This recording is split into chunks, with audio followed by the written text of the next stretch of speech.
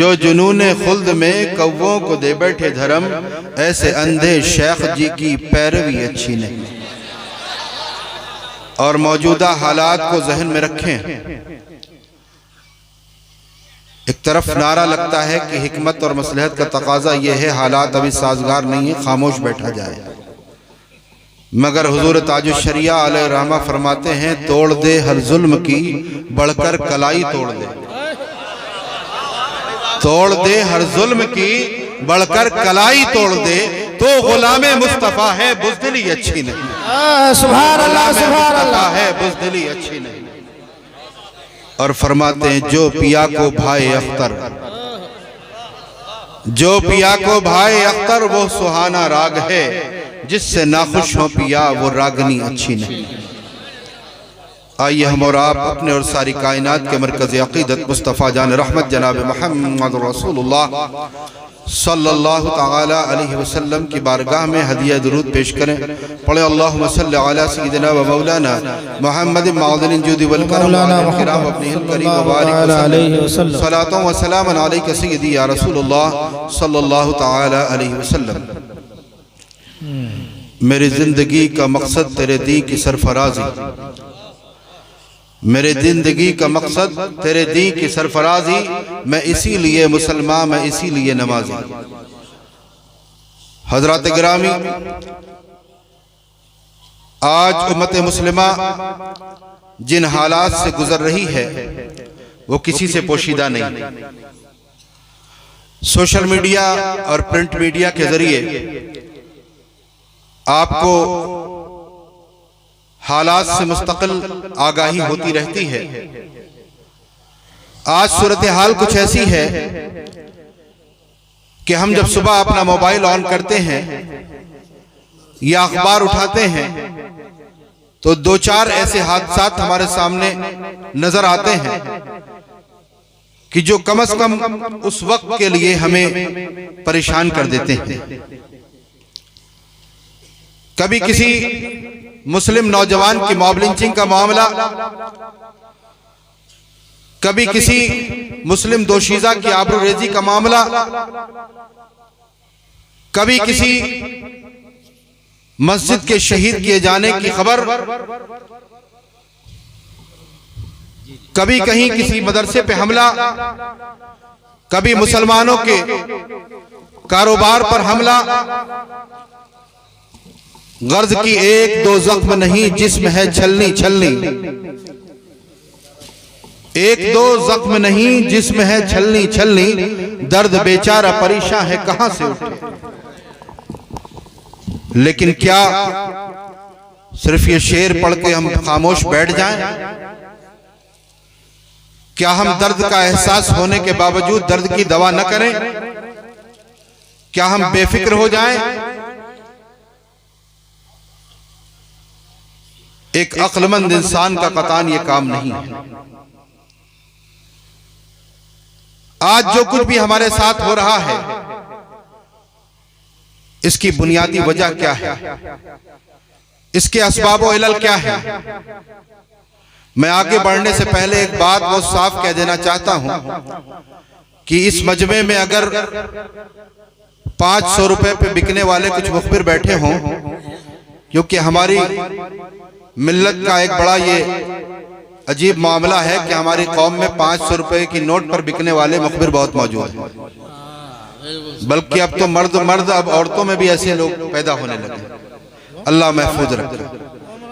तो अगर वो बैठे हो तो हमारी गुफ्तगू को पूरी तरह से रिकॉर्ड कर लें और अपने आकाओं तक पहुंचा दें, क्योंकि हम वो नहीं है कि जो बोलकर कमरे में जाके बंद हो जाए, बल्कि जो बोलते हैं अल्हम्दुलिल्लाह उसके जिम्मेदार होते हैं।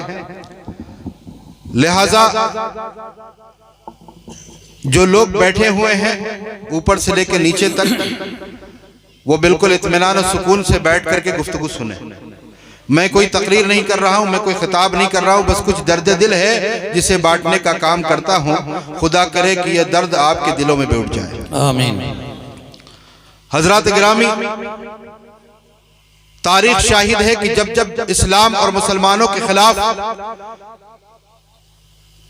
साजिशें की गई हैं, मुसलमानों को तबाह बर्बाद करने का इरादा किया गया है, तो सबसे पहले मुसलमानों का हरारत ईमानी नापा गया है। सबसे पहले हमारा टेम्परेचर नापा गया जी जी। और टेम्परेचर नापने का हर जमाने में एक पैरामीटर रहा है, वो पैरामीटर रहा है इश्क रसूल सल्लल्लाहु अलैहि वसल्लम। क्योंकि दुनिया जानती है कि मुसलमान वही है जो अपने नबी की इज्जत और अजमत पे मर मिटने का जज्बा रखता है। मुसलमान वही है जो अपने नबी की अजमत पे एक हर्फ भी बर्दाश्त नहीं कर सकता। लिहाजा हर जमाने में इसी पैरामीटर पर, इसी पैमाने पर हमारा टेम्परेचर नापा गया। फर्क बस इतना था कि उस जमाने में आज की तरह सोशल मीडिया, प्रिंट मीडिया और इलेक्ट्रॉनिक मीडिया का दौर नहीं था। उस वक्त हमारा टेम्परेचर नापने के लिए किसी चौराहे पर गुस्ताख को खड़ा किया जाता था कि तुम मोहम्मद अरबी सल्लल्लाहु अलैहि वसल्लम की शान में गुस्ताखी करो। माअज़ल्लाह। जब वो बदबख्त गुस्ताखी करता था तो देखते ये थे कि गुजरने वाला मुसलमान क्या करता है। अब देखते ये थे कि मुसलमान जो वहां से गुजरता है वो उसके खिलाफ आवाज उठाता है, एहतजाज करता है, कोई उस पर हमला कर देता है। गर्ज की हर एक मुसलमान अपनी अपनी कैपेसिटी, अपने अपने इस्तिताअत के मुताबिक वो सरापा एहतजाज बन जाता है। जब ये सूरत हाल नजर आती थी तो अगियार कहते थे, दुश्मन कहते थे कि इन पर हमला करने का ये सही मौका नहीं जी, क्योंकि इनके दिलों में इश्क रसूल की शमा फरोजा है। जब तक ये शमा जलती रहेगी इनको तबाह बर्बाद नहीं किया जा सकता। उसके बाद वो काम करते थे कि मुसलमानों के दिलों से इश्क रसूल कैसे कमजोर किया जाए, कैसे इस शमा को मद्दिम किया जाए या बुझा दिया जाए। और कुछ अरसे के बाद उन्हीं चौराहों पर वो गुस्ताख खड़े किए जाते थे। अब वो गुस्ताख दोबारा जब गुस्ताखी करते थे तो देखा यह जाता था कि अब जो लोग मुसलमान वहां से गुजरते हैं वो उस एहतजाज नहीं करते, उसे बुरा भला नहीं करते, उसके खिलाफ उस पर हमला नहीं करते, बल्कि वो कहते हैं कि ये पागल है, दीवाना, इसे बकने दो, हमें बोलने की जरूरत नहीं जी जी। और ये कहकर के गुजर जाते। जब वो गुजर जाते थे तो कहते थे कि अब इन पर हमला करो, कामयाब हो जाओगे, क्योंकि इनके सीनों में इश्क रसालत की जो शमा जल रही थी वो या तो मद्दिम हो चुकी है या बुझ चुकी है। तारीख शाहिद है, उलमा बैठे हैं, स्पेन की सरजमीन पर इसी तरह से हमारा टेम्परेचर नापा जाता रहा और नाप नाप करके हम पर हमले किए जाते रहे। वो स्पेन जहां तकरीबन 800 साल इस्लामी हुकूमत रही, आज उस स्पेन में इस्लाम के नामलेवा नजर नहीं आता। अजीजान मोहतरम, मुल्क हिंदुस्तान को स्पेन बनाने की पूरी तैयारी है। यही वजह है कि जब यहूदियों की दी हुई आइडियोलॉजी के मुताबिक आरएसएस के प्लान को इंप्लीमेंट करने के लिए 2014 में बीजेपी इख्तियार में आ गई, तो इख्तियार में आते ही ये प्लान था कि मुसलमानों के साथ क्या करना है, कैसे करना है। गौर यह किया गया कि अगर मुसलमान नहीं हटा तो हमारे हिंदू राष्ट्र का सपना पूरा नहीं हो पाएगा। ये मुसलमान हिंदू राष्ट्र में सबसे बड़ा रोड़ा है। क्यों रोड़ा है? इसलिए रोड़ा है कि ये हिंदू राष्ट्र जो है ये जुल्म का पहाड़ तोड़ने वाला एक कानून है, जिसे मनुस्मृति का कानून कहा जाता है। दलितों पर और तमाम बैकवर्ड्स पर इस तरह के मजालिम ढाए जाते थे कि आप सोच भी नहीं सकते। उसकी एक मिसाल यूं समझें कि मुगल दौर से पहले चूंकि हिंदुस्तान में मनुस्मृति का कानून चलता था, यही हिंदू राष्ट्र हुआ करता था, लिहाजा उस वक्त दलितों की औरतों को अपने सीनों को ढकने की इजाजत नहीं थी, ब्लाउज पहनने की इजाजत नहीं थी, उन्हें बाकायदा उसके लिए टैक्स देना पड़ता था। और मर्दों का मामला यह था कि मर्द जब उनके इलाके से गुजरे तो आगे एक मटका बंधा हो और उस मटके में वो थूकें ताकि बाहर उनका थूक भी ना गिरे, इतने उनको नापाक समझा जाता था। उनके पीछे एक झाड़ू बंदी होती थी ताकि जब वो चले तो उनके कदमों के निशान भी जमीन पे बाकी न रहे। आप तो तारीख का मुताला करते नहीं, लेकिन आपको बता दूं, ये उलमा जानते हैं कि उन दलितों की औरतों को कानून बना करके अपने सीनों को ढकने का इख्तियार देने वाली जात का नाम हजरत टीपू सुल्तान अलैहिर्रहमान। सुभान अल्लाह, सुभान अल्लाह। इसीलिए उनसे खार खाते हैं, इसीलिए उनके खिलाफ बकवास करते हैं। और इसी निजाम को ये दोबारा कायम करने का ख्वाब देख रहे हैं और उसके लिए बड़ी जद्दोजहद कर रहे हैं और बहुत करीब पहुंच चुके हैं। अब चूंकि मुसलमान सबसे बड़ा रोड़ा था, इन्होंने इस पर मंथन किया, एनालिसिस किया कि इन मुसलमानों का इलाज कैसे किया जाए। नतीजे पर यह पहुंचे कि इतने बड़ी तादाद में मुसलमान 20-25 करोड़ जो मुसलमान हैं, इतने मुसलमानों को न मारा जा सकता है न भगाया जा सकता है। लिहाजा इनके साथ ऐसा करो कि ये जिंदा तो रहें लेकिन जिंदा रहने के बावजूद ये मुर्दा हो जाए, यानी कि अपनी आवाज उठाने की पोजीशन में भी ना बचे जी। और आज इस मामले में ये बहुत हद तक कामयाब नजर आ रहा है, क्योंकि हमने खौफ और बुज़दिली की चादर ओढ़ रखी। आज हमारी मस्जिद में 500 लोग नमाज पढ़ रहे हैं और एक सिपाही बाहर आके पीछे खड़ा हो जाए तो हम नमाजों में दिल नहीं लगेगा, पीछे घूम घूम देखते रहेंगे, न जाने क्या हो जाए। इतना खौफ हम पर तारी कर दिया गया। मॉब लिंचिंग की गई, उसकी वीडियो वायरल की गई। कोई भी मॉब लिंचिंग आपको ऐसी नहीं मिलेगी जिसकी वीडियोस वायरल न की गई, और ये इसीलिए की जाती हैं ताकि दहशत फैले, खौफ का माहौल पैदा हो। और हमारे नौजवान नादानी के ज़ौम में आकर के उसको खूब वायरल करते हैं, बड़े खुश होते हैं कि हमने फॉरवर्ड करके बड़ा अच्छा काम कर दिया। अजीजान मोहतरम, डॉक्टर इकबाल ने कहा था, कुव्वते फिक्र व अमल पहले फना होती है, फिर किसी कौम की शौकत पे जवाल आता है। आज हमें अपने फिक्रों को सही सिमत देने की जरूरत है। आज हम जिस सिचुएशन में हैं, इस सिचुएशन का इलाज हमें ही करना है, कोई बाहर से इलाज करने नहीं आएगा। मैं ये अर्ज कर रहा था कि जब ये तय हो गया कि मुसलमानों को इस सिचुएशन में डालना है कि जिंदा रहकर भी मुर्दा हो, तो उसके लिए क्या क्या करना है ये भी तय हो चुका था। लेकिन जरूरत थी कि सबसे पहले मुसलमानों का टेम्परेचर नाप लिया जाए। लिहाजा 2015 में गुस्ताख रसूल कमलेश तिवारी के जरिए सबसे पहली गुस्ताखी कराई गई। जब वो गुस्ताखी हुई तो उसके खिलाफ पूरे मुल्क हिंदुस्तान में एहतजाज हुआ, लोग सड़कों पे आए, आपके शहर में भी एहतजाज हुआ। पूरे मुल्क में मुसलमान बेचैन और मुस्तरिब होकर के सड़कों पे आया, एहतजाज किए, रैलियां निकाली, मेमोरेंडम दिए, गर्ज की जो कर सकते थे वो किया। जब ये महसूस किया गया कि इस गुस्ताख को ऐसा ना हो कोई वासिले जहन्नम कर दे, तो फौरन उसे सलाखों के पीछे पहुंचाने का काम शुरू हुआ। उसे सलाखों के पीछे भेज दिया गया। हम मुसलमानों ने समझा हमारा काम हो गया, उसे सजा मिल गई, लेकिन उसे सजा नहीं मिली थी, उसे तहफ़्फ़ुज़ फराहम किया गया, उसे सिक्योरिटी दी गई थी। यही वजह है कि जब हम खामोश होकर के बैठे, कुछ ही वक्त गुजरा था, उसे बाहर निकाला गया और निकलने के बाद उसने ऐलान किया कि हम मोहम्मद साहब की जीवनी पे एक फिल्म बनाएंगे। माअज़ल्लाह। मुसलमानों, उसने सिर्फ कहा नहीं था। ये उलमा बैठे हैं, नकल कुफ्र कुफ्र न बाशत, मकसद है सिर्फ आपकी गैरतें बेदार करना। हम स्टेजों पे तो कहते हैं बतला दो गुस्ताखे नबी को गैरत मुस्लिम जिंदा है, उन पर मर मिटने का जज्बा कल भी था और आज भी है। जो जान मांगो तो जान देंगे, जो माल मांगो तो माल देंगे, मगर ये हमसे ना हो सकेगा, नबी का जाहो जलाल देंगे। लेकिन ये बातें सिर्फ फर्जी हैं, ये सब यहाँ जब तक आप बैठे हैं तब तक है। उसके बाद जान क्या देंगे? आप तो जाके फजर की नमाज भी अक्सर लोग नहीं पढ़े। जी। जान तो बहुत दूर की बात आती है, हम जान देने की बात पहले करते हैं। अरे जान का नंबर बहुत लास्ट में आता है, उससे पहले बहुत कुछ है। तो हमारा मामला ये है। उस बदबख्त ने एक YouTube पर ट्रेलर लॉन्च किया, एक वीडियो डाली जिसका नाम रखा माअज़ल्लाह सुम्मा माअज़ल्लाह, रंगीला रसूल कहिए माअज़ल्लाह सुम्मा माअज़ल्लाह। इतना घिनौना नाम। उसके बाद चाहिए तो ये था कि मुसलमान अपना चैन और सुकून तर्क करके मैदान अमल में आ जाता और खड़ा हो जाता और अमली तौर पर बताता, कहता कि बतला दो गुस्ताख नबी को गैरत मुस्लिम जिंदा है। मगर अफसोस का मकाम यह है कि उसके बाद जो सन्नाटा छाया, जो खौफ था, उसके बाद हमारे अंदर कोई हिम्मत न रही और हम बैठ गए। नतीजा क्या हुआ कि एक के बाद एक गुस्ताख आया और गुस्ताखी करता रहा। आज जो वसीम रिजवी कहता है कि 26 आयत निकाल देंगे, हमने निकाल दी है। जो हुजूर की शान में ऐसी गुस्ताखी भरी किताब छाप करके मदारिस अरबिया को भेज रहा है, उसकी ये हिम्मत कैसे पड़ी?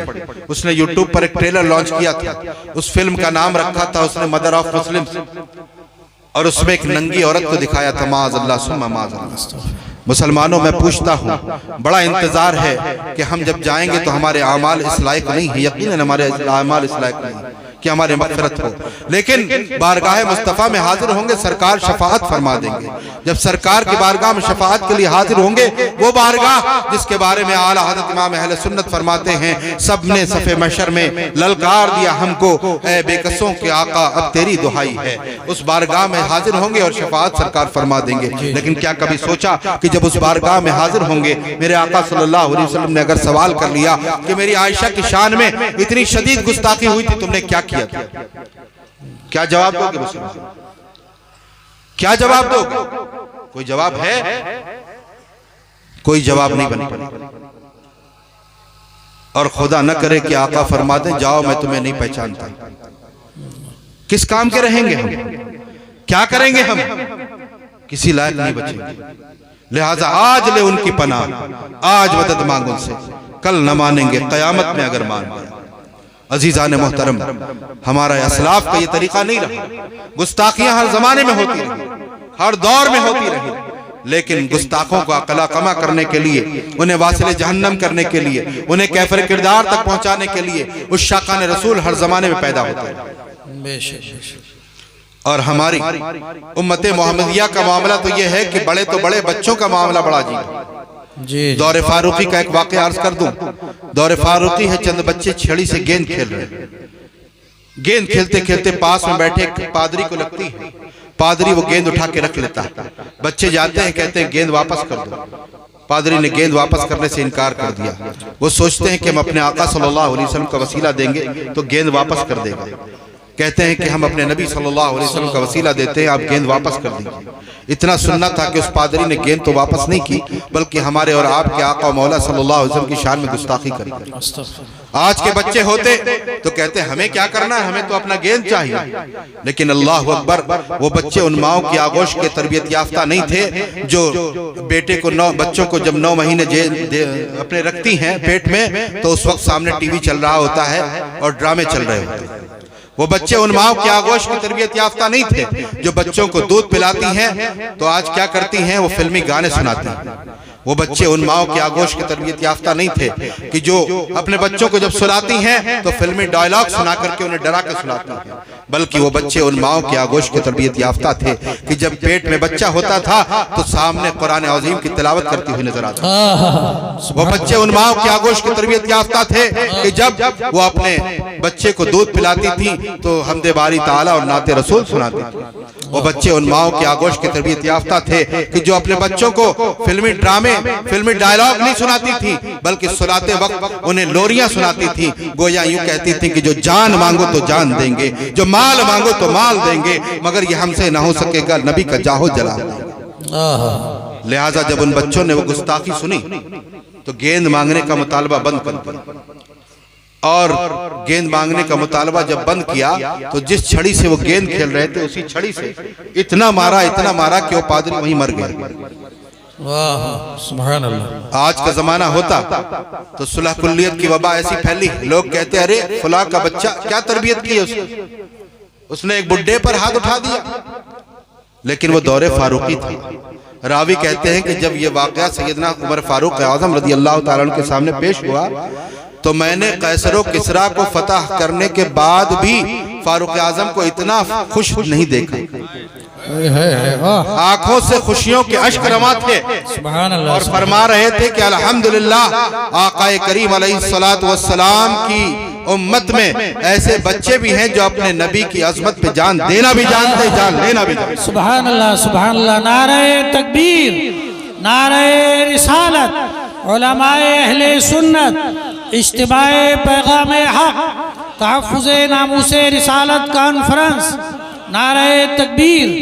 सुभान अल्लाह। बहुत नारा लगाते हैं, बस्ती बस्ती करिया करिया, ताजुश शरिया ताजुश शरिया, लेकिन कभी ताजुश शरिया के पैगाम को भी समझा है? बस उर्स मना लो, हो गया काम हमारा। ताजुश शरिया क्या फरमाते हैं? जहां में आम पैगामे शहे अहमद रजा कर दे, जहां में आम पैगामे शहे अहमद रजा कर दें, पलट कर पीछे देखें फिर से तजदीदे वफा कर दें। और क्या है पैगामे इमाम अहमद रजा? नबी से जो हो बेगाना उसे दिल से जुदा कर दे। पिदर मादर बरादर मालो जा उनसे विदा कर दे, उनसे उन पर फिदा कर दे। और फरमाते हैं आला हजरत, उन्हें जाना उन्हें माना न रखा गैर से काम, लिल्लाहिल हम्द, मैं दुनिया से मुसलमान। बेटा बैठ, सुभान अल्लाह, सुभान। समझ रहे ना बात को? जी। हमारा मामला बस ये हो गया कि अपने असलाफ का उर्स मना लो, फातिहा और नजर नियाज कर लो, बस सारी अकीदत है। हद तो ये हो गई है कि हम मुहर्रम शरीफ के 10 दिन में प्रोग्राम कर लेते हैं और खिचड़ा बना लेते हैं, बिरयानी तकसीम कर लेते हैं, बस हम हुसैनी हो गए। आज हम कह रहे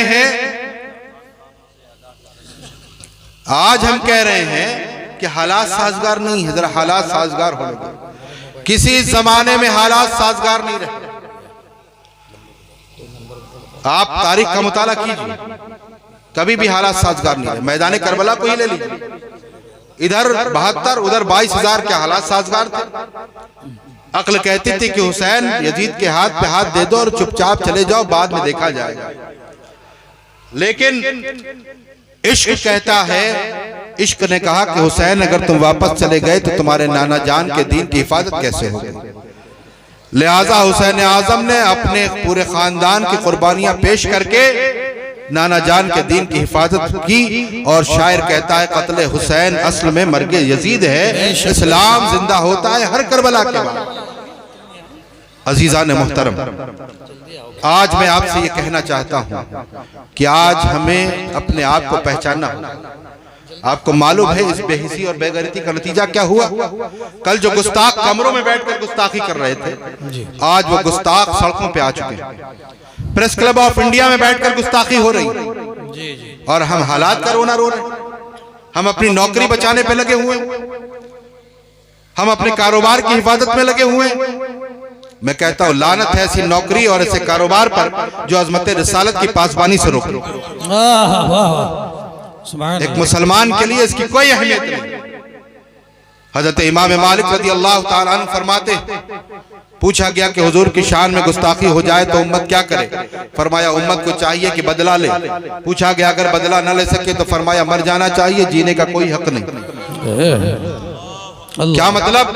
मतलब यह है कि अगर इस्लामी कानून हो तो सीधे गर्दन मार दी जाए, लेकिन अगर हिंदुस्तान जैसा मुल्क है तो आईनी हुकूक का इस्तेमाल करते हुए ख्वाह हमें कैसी ही कुर्बानियां देनी पड़े, जी जी, आईनी हुकूक का इस्तेमाल करते हुए हमें मैदान अवल में आकर के गुस्ताखाने रसूल को कैफर किरदार तक पहुंचाने की कोशिशें करनी चाहिए। बेशक बेशक। ग़ज़वा उहद का मौका है, मेरे आका सल्लल्लाहु अलैहि वसल्लम इरशाद फरमाते हैं साद इब्न रबी नजर नहीं आते, तलाश के लाओ। सहाबा इकराम तलाश करने के लिए जाते, बहुत ढूंढते, कहीं नजर नहीं आते। एक सहाबी ने आवाज दी कि ऐ साद इब्न रबी, तुम्हें रसूलुल्लाह सल्लल्लाहु अलैहि वसल्लम याद फरमा रहे हैं। इतना सुनना था कि वो साद इब्न रबी जो 7 लाशों के नीचे दबे थे, आखिरी सांसें चल रही थी, जिसमें छलनी था। आज हम आप होते, खुदा न करे हम किसी हादसे का शिकार हो जाएं, बचने के रास्ते ना हो, तो हम क्या करेंगे? अपने फैमिली मेंबर्स को याद करेंगे, बीवी बच्चों को, भाई बहन को, माँ बाप को याद करेंगे। और जब वो मिल जाएंगे तो उनसे कहेंगे फला फला बैंक में मेरा इतना बैलेंस है, अपने हाथ में ले लेना। फला फला जगह मेरी प्रॉपर्टीज हैं, वो अपने हाथ में ले लेना। फला फला जगह मेरा लाइफ इंश्योरेंस रखा है, वो ले लेना, ताकि मेरे मरने के बाद भी लाखों लाख मिल जाए। आज दुनिया हम पर इतनी गालिब है, लेकिन वो साद इब्न रबी हमारी आपकी तरह जलसों में बैठकर सिर्फ बड़ी बड़ी बातें करने वाले और नारा लगाने वाले नहीं थे। वो आशिक रसूल थे, वो सहाबी रसूल थे, इसलिए उन्होंने अपने फैमिली मेंबर्स को याद नहीं किया। वो आखिरी वक्त में भी क्या कहते हैं रसूलुल्लाह सल्लल्लाहु अलैहि वसल्लम को मेरा सलाम कहना और अर्ज करना, अल्लाह के रसूल सल्लल्लाहु अलैहि वसल्लम, अल्लाह ताला आपको साद इब्न रबी की जानिब से बेहतर बदला अता फरमाए। उसके बाद वो मुसलमानों को एक पैगाम देते, जो पैगाम बज़ाहिर सहाबा इकराम रिज़वानुल्लाहि ताला अलैहिम अजमईन के लिए था, लेकिन हकीकत यह है कि क़यामत तक के आने वाले मुसलमानों के लिए। ये आम जलसा नहीं है कि आप हंस के मुस्कुरा के सुन लो और घर पे जाओ, पूछा गया क्या हुआ, का बहुत अच्छा खिताब, क्या बोला, का ये तो पता नहीं। यहाँ दर्द दिल बांटा जा रहा है, दर्द दिल को सुनेंगे तभी बसा पाएंगे, इसलिए हंसिए नहीं, समझ गए ना? सीरियस होके सुनिए गौर से। वरना अगर ना पसंद हो तो बंद कर दो। समझ गए ना, बहुत हो चुका। मैं जलसों में जाने का आदी नहीं हूँ, जलसों में जाता नहीं हूँ। जहां मेरा मिशन लोग कबूल करने के लिए तैयार होते वहीं जाता हूँ। मैं वो पसंद करता हूँ कि एक दिन में 4 मस्जिदों में चला जाऊं, 100 लोगों से मिल लूं, वो ज्यादा अच्छा है इन जलसों की वजह। आज पूरी रात जलसे चलते हैं और सुबह फजर की नमाज गायब होती है, इससे कोई फायदा नहीं होने वाला। जी जी। लिहाजा अपनी फिक्र को बेदार कीजिए, समझिए कि हमें करना क्या है। यहाँ से आप उठेंगे तो एक नए जोश, एक नए जज्बे के साथ उठना, कुछ करने का आज़्म लेकर उठना है इंशाअल्लाह। समझ रहे हैं ना बात को? जी। हाँ, दुरूद पाक पढ़ें, अल्लाहुम्मा सल्ली अला सय्यिदिना व मौलाना मुहम्मद माउदिल जूद वल करम व आलिहि व बारिक वसल्लम सलातन व सलामन अलैका सय्यदी या रसूलुल्लाह सल्लल्लाहु तआला अलैहि वसल्लम। तो क्या कहते हैं साद इब्न रबी, अब जरा तवज्जो से ये जुमला सुनिए। वो कहते हैं कि मुसलमानों से कहना कि तुम में से कोई एक आंख भी चमकती रही और काफिर रसूलुल्लाह सल्लल्लाहु अलैहि वसल्लम पर हमलावर हो गए तो अल्लाह की बारगाह में कोई उज़्र कबूल नहीं होगा। अल्लाह अकबर। अल्लाह। क्या मतलब? आज हम करोड़ों जिंदा बैठे, वो कहते हैं कि तुम में से कोई एक जिंदा बैठा। जब रब्बे कायनात पूछेगा कि मेरे महबूब की बारगाह में इतने हमलों पे हमले हो रहे थे, तुम क्या कर रहे थे? उस वक्त कोई इमाम साहब ये कहकर नहीं बच पाएंगे कि मौला मैं तो इमामत कर रहा था, अगर मैं मैदान अमल में आता या लोगों को मैदान अमल में आने की तरगीब देता तो ट्रस्टी मस्जिद से निकाल देते, मेरे बच्चे भूखे रहते। ये बहाना नहीं चलेगा। कोई खतीब साहब, कोई शायर साहब, कोई नाजिम साहब ये कहकर नहीं बच पाएंगे कि मौला अगर मैं स्टेज पर खुल करके नामों से रिसालत की बात करता तो कहीं ऐसा ना हो कि हुकूमत हमारी तकरीरों पे पाबंदी लगा देती, इसलिए मैं मैदान अमल में नहीं आ सकता। कोई पीर साहब ये कहकर नहीं बच पाएंगे कि मौला मैं तो मुरीदों के झुरमुट में था, मैं उससे बाहर नहीं निकल सका, इसलिए मैं मैदान अमल में नहीं आया। कोई इंजीनियर, कोई डॉक्टर, कोई प्रोफेसर, कोई एडवोकेट ये कहकर नहीं बच पाएगा कि मेरा मौला मेरे तो प्रोफेशन का मसला था, अगर मैं मैदान अमल में आता तो मेरी नौकरी खतरे में पड़ जाती, मेरी क्लाइंटें टूट जाती, इसलिए मैं मैदान अमल में नहीं आया।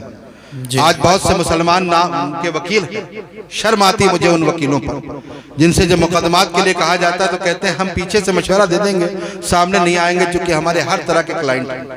लानत है उनकी वकालत पर। अभी एक मेरे भाई क़यामगाह पे गुफ्तगू कर रहे थे तालीम के सिलसिले में। यकीनन तालीम इंतहाई जरूरी है, लेकिन तालीम कौन सी? दीनी और दुनियावी दोनों तालीमें जरूरी है मुसलमान की, एक नहीं, दोनों की जरूरत है। लेकिन अगर कोई ऐसी तालीम हासिल करे कि जो IAS और PCS तो बन जाए, लेकिन उसके सीने में हुजूर की मोहब्बत ना हो, तो हमें ऐसे IAS PCS की जरूरत नहीं। बेशक बेशक। वरना कश्मीर में ऐसे IAS PCS बहुत। लोग कहते हैं साहब हमारे मुसलमान पॉलिटिकल लीडर्स होने चाहिए, मैं कहता हूँ हाँ होने चाहिए, यकीनन होने चाहिए, लेकिन वो पॉलिटिकल लीडर्स कौन होने चाहिए कि जिनके सीनों में हुजूर की सच्ची मोहब्बत हो, जो अपनी कुर्सी को तो दांव पे लगा दें लेकिन अज़मत रिसालत से समझौता न करें। बेशक बेशक। आज बहुत से पॉलिटिकल लीडर्स हैं, लेकिन आप पूछिए कि नामुस रिसालत पे 6 सालों से हमले हो रहे हैं, कितनी आवाजें उठी अपनी कुर्सियों के लिए, तो क्या क्या कर जाते हैं। आज ये सूरत हाल है। आज जो हम पीटे जा रहे हैं वो इसीलिए पीटे जा रहे हैं। सगे आवारे सहरा से उगता सी गई दुनिया, बचाओ अब जमाने का सगाने मुस्तफा कर दे। आज जरूरत है उलमा उठें, तो कोई बहाना किसी का नहीं चलेगा। और अगर किसी ने यह कहा कि मौला मैदान अमल में आता तो सख्तियां इतनी थी कि मुझे लाठियां खानी पड़ सकती थी, मुझे फर्जी मुकदमात में सलाखों के पीछे बंद किया जा सकता था, इसलिए मैं मैदान अमल में ना आ सकता। अगर किसी ने कहा कि मौला मेरी जान जा सकती थी, मेरे बच्चे यतीम हो सकते थे, मेरी बीवी बेवा हो सकती थी, तो अल्लाह की बारगाह में यह बहाना भी नहीं चलेगा, इसलिए कि जान दी हुई उसी की थी। हक तो यह है कि हक अदा ना। वाह सुभान अल्लाह। स्टेज पर और जलसों में हम कहें न बस एक जान क्या है, अगर हो करोड़ों तेरे नाम पर सबको वारा करूं मैं आज तक समझ ही नहीं पाया कि आखिर वो जाने कब वारा हो, उसका वक्त कब आएगा। लोग कहते हैं अरे हिकमत का तकाजा यह है नुकसान ना होना चाहिए, वो कब टाइम आएगा। यहाँ तो लाठी खाने से डर रहे हैं और करोड़ों जाने की बातें हो रही। खुदा के लिए अपने आप को धोखा मत दो। दिल के बहलाने को गालिब ये ख्याल अच्छा है। तो अपने आप को धोखा मत दीजिए, इससे बाहर आइए। आज ले उनकी पनाह, आज मदद मांगो उनसे, फिर न मानेंगे कयामत में अगर मान गए। अजीजान मोहतरम, आज हमें सोचने और समझने की जरूरत है। आज हमें तय करना है कि हम नामुसे रिसालत की पहरेदारी के लिए अपना तन मन धन कुर्बान करने के लिए तैयार रहेंगे। वक्त की कुर्बानी मांगी जाएगी तो वक्त की कुर्बानी देंगे, माल की कुर्बानी मांगी जाएगी तो माल की कुर्बानी देंगे, और जानों की बाजियां लगानी पड़ेंगी तो जानों की भी बाजियां इंशाअल्लाह। बोलिए लगाएंगे कि नहीं लगाएंगे इंशाअल्लाह? कितने लोग जरा हाथ उठा के बताएं इंशाअल्लाह। माशाअल्लाह, अल्लाह इस्तिकामत अता फरमाए, आमीन। अब आप सोचोगे कि बस इसी पे वाखिर दावाना हो जाएगा, ऐसा नहीं है। आपको होमवर्क और क्लास वर्क सब दिया जाएगा। अगर आपने ये दोनों काम किए तब तो हम समझेंगे कि ये हाथ आपने दिल से उठाया। और अगर आपने सिर्फ यहां से टहलते हुए चले गए और घर में जाके सो गए, कोई काम नहीं किया, तो फिर कमर उस्मानी को तो धोखा दे सकते हो, लेकिन अल्लाह और रसूल को गवाह बना करके तुमने हाथ उठाया। बोलिए, कमर उस्मानी की वजह से हाथ उठाया या अल्लाह उसके रसूल की वजह से? अल्लाह, जितने लोगों ने अल्लाह उसके रसूल को गवाह बना के हाथ उठाया था, जरा वो लोग हाथ उठा दें। माशाअल्लाह, सुभान अल्लाह, अल्लाह सलामत रखे। अब मैं 3 काम आपको देता हूं। पहला काम क्या है? 2 होमवर्क हैं और 1 क्लास वर्क। पहला काम क्या है? आप सब नामों से रिसालत के मुबल्लिग बन जाएंगे इंशाअल्लाह। बनेंगे कि नहीं बनेंगे? कैसे बनेंगे? क्या करना है? क्या सोना छोड़ देना है, खाना छोड़ देना है, प्रॉपर्टी बेच के लाके दे देना? कुछ नहीं, ऐसा कुछ भी नहीं करना। रोज कम से कम अपने एक भाई को समझाना है कि देखो, नामुसे रिसालत पे हमले बहुत हो चुके, अब बर्दाश्त नहीं होगा। अब जब भी तहरीक फरोग इस्लाम आवाज देगी, चाहे वो दिल्ली के जंतर मंतर पे आना पड़े या लखनऊ के हजरतगंज में इकट्ठा होना पड़े या मुंबई के इंडिया गेट पे जाना पड़े, लेकिन हम तैयार रहेंगे इंशाअल्लाह। ये हर एक भाई को समझाना है। रोज कम से कम एक आदमी को, समझ गए ना? कम से कम एक आदमी को। अगर यहाँ 1000 लोग हैं मिसाल के तौर पर, तो 1 महीने में 30,000 लोगों तक ये पैगाम पहुंचेगा। बाकी ये यूट्यूबर्स तो पहुंचाएंगे ही बड़ी तादाद, लेकिन जो आप सामने सामने से बात करोगे ना, उसका बात अलग होगा। तो आपको जिनसे दोस्ती है ना, कह दो दोस्ती तभी रहेगी जब नामुसे रिसालत के पहरेदार बनोगे, वरना दोस्ती नहीं रहेगी हमारी तुम्हारी। ऐसी दोस्ती किस काम की? समझ गए ना? तो जिनसे दोस्ती करते हो, रात के 2-2, 3-3 बजे तक मोबाइल खेलना, 2 नहीं तुम 5 बजे तक जगो और फजर पढ़ के सो, लेकिन 5 बजे तक सोशल मीडिया पे नामुसे रिसालत की पहरेदारी करते हुए नजर आओ। समझ गए ना? इधर उधर का इस्तेमाल मत करो। तो पहला काम क्या है? कोई बोले बीच से, क्या है काम? माशाअल्लाह। दूसरा काम क्या है जो सबसे अहम है? यहाँ से अपने घरों में जाइए। अभी हो सकता है कि घर वाले सो जाएं, क्योंकि ये महाराष्ट्र नहीं है, ये यूपी है, यहाँ लोग जल्दी सोते हैं। लिहाजा सुबह नमाज फजर के बाद, नमाज फजर के बाद, यानी कि नमाज फजर पढ़नी ही है। समझ रहे ना? इंशाअल्लाह। ये नहीं कि साहब देर में आए थे, सो गए थे, तो घर वालों को तो बेवकूफ बना सकते हो, अल्लाह की बारगाह में कोई बहाना नहीं चला। तो नमाज फजर अदा करनी है। अगर हमारा मुसलमान सीने में हुजूर की मोहब्बत बसा करके 2 काम कर ले, एक तो ये कि नमाज फजर में तादाद हमारी इतनी हो जाए जितनी नमाज जुमा में होती, और दूसरा काम ये कर ले कि वो अपने चेहरों को दाढ़ी से सजा ले। आप यकीन मानो किसी की हिम्मत नहीं होगी कि वो आपसे आंखों में आंखें डाल के बात कर सके। समझ रहे ना बात को? तो दूसरा काम क्या करना है आपको? दूसरा काम आपको ये करना है कि अपने घरों में जाइए, नमाज फजर के बाद चाय बाद में पीजिए, नाश्ता बाद में कीजिए, घर वालों को जमा कर लीजिए और उनसे कहिए, मेरे वालिद गिरामी, ऐ मेरी वालिदा मोहतरमा, मैं आपकी बड़ी इज्जत और ताज़ीम करता हूँ। अल्लाह हमारे नौजवानों को अपने वालिदैन का फरमाबरदार बनाए। उनसे कहें, मेरे वालिद गिरामी, है मेरी वालिदा मोहतरमा, मैं आपकी बड़ी इज्जत और ताज़ीम करता हूँ, आपके बड़े हुकूक हैं मुझ पर, लेकिन जब बात नामुसे रिसालत की आएगी, मुझे आवाज दी जाएगी, मैं लब्बैक कहता हुआ निकलूंगा। आप मेरे बाजू मत थामिएगा, आप आंसू मत बहाइएगा, बल्कि दुआएं देकर के रुखसत कीजिएगा और फख्र कीजिएगा कि आपका बेटा नामुसे रिसालत की हिफाजत के लिए मैदान में। सुभान अल्लाह। सुभान अल्लाह। ऐ मेरी बीवी है शरीक हयात, मैं तुमसे बड़ी मोहब्बत करता हूँ, लेकिन सुनो, मैं कायनात की हर शय से ज्यादा अपने नबी सल्लल्लाहु अलैहि वसल्लम से मोहब्बत करता हूँ। जब हुजूर की नामोस की बात आएगी और मुझे मैदान अमल में आवाज दी जाए कि मैं लब्बैक कहता हुआ निकलूंगा, उस वक्त तुम मेरे बाजू मत पकड़ना, तुम आंसू मत बहाना, बल्कि अपने दुपट्टे के आंचल को फैला देना और दुआ करना कामयाबी के लिए, और फख्र करना कि तुम्हारा शौहर किसी चोरी डकैती के लिए नहीं बल्कि नामोस रिसालत की हिफाजत के लिए मैदान अमल में। वाह वाह, सुभान अल्लाह, सुभान। ऐ मेरे बच्चों, तुम मेरे लख्त जिगर हो, तुम मेरे दिल के टुकड़े हो, तुम मेरे कलेजे की ठंडक हो, मैं तुमसे बड़ी मोहब्बत करता हूँ, लेकिन मैं कायनात की हर शय से ज्यादा अपने नबी सल्लल्लाहु अलैहि वसल्लम। जब हुजूर की बात आएगी और मुझे आवाज दी जाएगी मैं लब्बैक कहता हुआ निकलूंगा, उस वक्त तुम मेरे कदमों की बेड़ियां मत बनना, तुम आंसू मत बहाना, बल्कि मुस्कुरा करके रुखसत करना और फख्र करना कि तुम्हारा बाप नामोस रिसालत की हिफाजत के लिए मैदान अमल में जाना है। वाह, सुभान अल्लाह। अगर ये नहीं किया तो याद रखो, न हमारी इज्जतें बचेंगी, न माल बचेगा, न कारोबार बचेगा, कुछ भी नहीं बचेगा। जी जी बेशक। हुजूर की अजमत पे पहरेदारी करोगे तो सब बच जाएगा इंशाअल्लाह। समझ रहे ना बात को? ये काम बहुत जरूरी है, इसलिए कि आज हमारे नौजवानों में जज्बा होता है तो कभी बूढ़ा रोकता है, कभी बच्चे रोकते हैं, कभी बीवी रोकती है, कभी बाप रोकता है, कभी माँ रोकती है।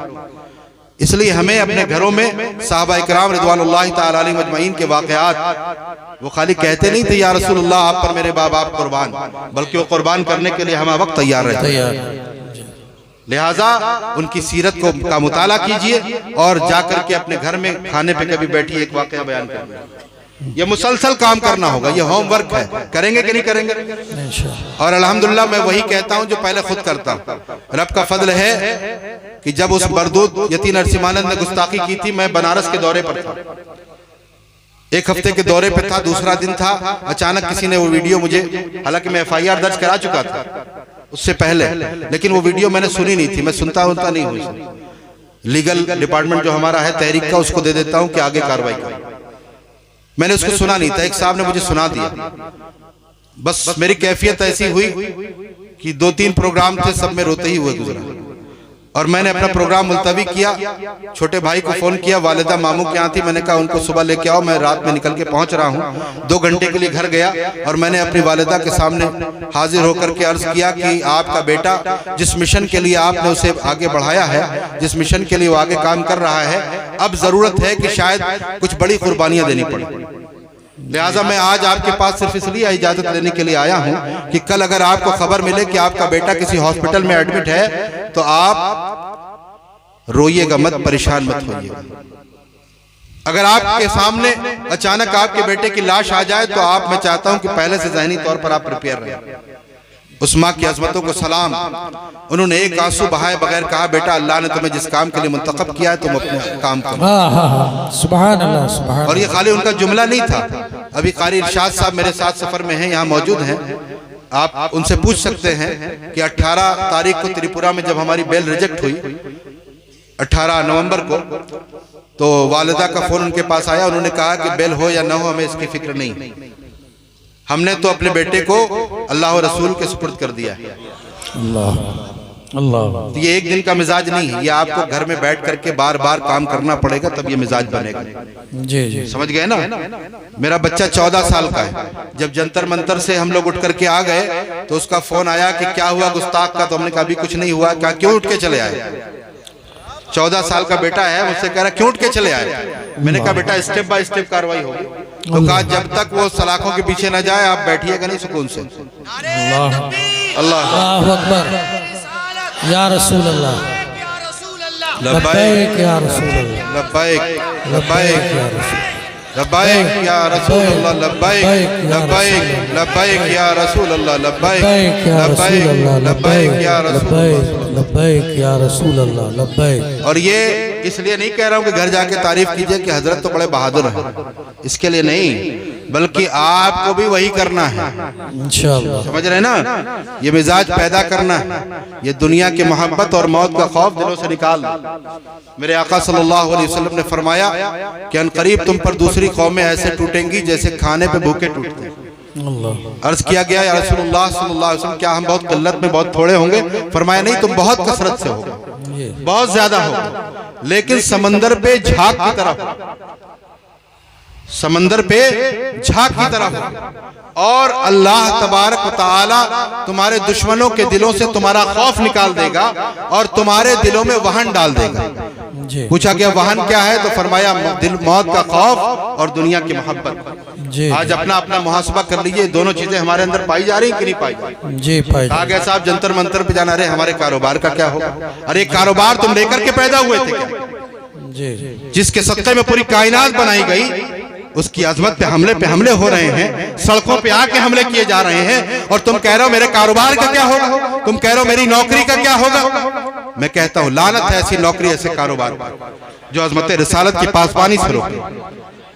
आज ले उनकी पनाह, आज मदद मांग उनसे, कल न मानेंगे कयामत में अगर मान जाए। वाह वाह सुभान अल्लाह माशाअल्लाह